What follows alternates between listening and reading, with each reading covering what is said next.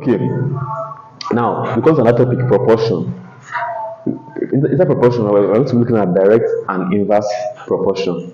Now, direct proportion means that as one thing is increasing, the other one is increasing, or one thing is reducing, the other one is reducing. Now, this means that n varies directly, or n is directly proportional to v. Now, to remove this proportionality sign, you introduce a constant. So you just put here equals to, then put kv. We have an example here. The resistance R newtons to motion of a car varies directly as the square of the speed. Write the equation connecting R and S.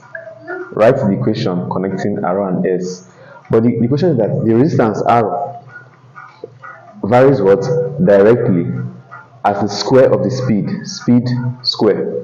This is the equation connecting it. And for you to write this equation properly, you have to introduce a constant, put constant and put equality sign. That becomes R equals to K S square. This is the equation connecting the stuff. And that's for A.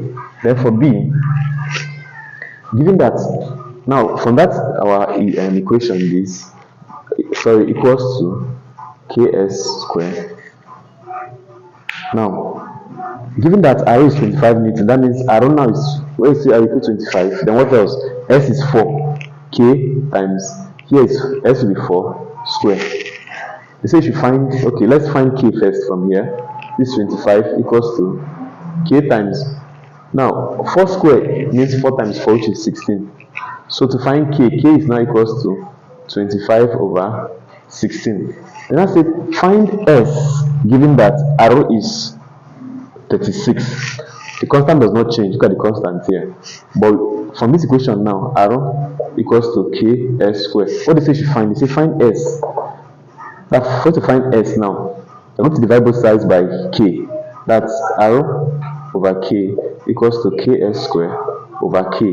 This K takes off this K. Let's inverse. We have S squared equals to this R over K. Now, for us to remove this square sign, you take the square root of both sides, square root of here and square root of here. This square root to remove this, you have S equals to square root of R over K. Now, what is R? R is 36 there. And what's our K? Our K, say our K here.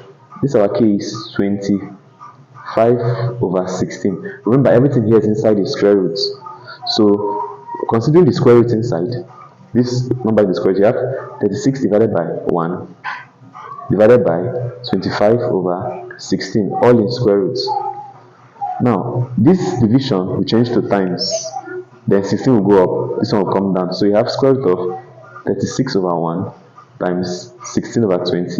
You can see that division changed to times, and this 16 went up, this 25 came down. Now, having done that, you just say 36 times 16 all over 25. Now, for you to solve this, you can see that this is a perfect square, this is a perfect square, this is a perfect square. So take the square root of each of them. Square root is covering everything. So take the square root of each of them. Square root of 36 is 6. Square root of 1 is 1. Square root of 16 is 4. Square root of 25 is 5. So the answer is going to be 6 times 4, 24, over 1 times 5 is 5. So that's the answer of that. Pause. Okay, now this is for indirect proportion. Now, indirect proportion, this mathematically means that x is inversely proportional to y. That's why this 1 over y. Now, for you to remove this proportionality sign, you introduce a constant. So it's now the x equals to k over y. You say that, now, we have an example here. If y varies inversely as x, you should find the equation connecting them. Y varies inversely as what? X. Now, introduce constant from here. You say introduce what? Constant k. Now you have to have y equals to k over x. This is the connecting formula. The formula that's connecting them. Connecting formula. Now I've been told that find x when y equals to 25. From that formula, I can see y equals to k over x. So if you find that given you y, that y is 25. Whenever you see y here, you put 25. That you find x. They give you k, no, k is just there over x. You have to make x into the formula. What do you do here? You say over 1 and you cross multiply. 25 times this is 25x equals to k times 1 is k. So make x to the formula here. X equals to k over 25.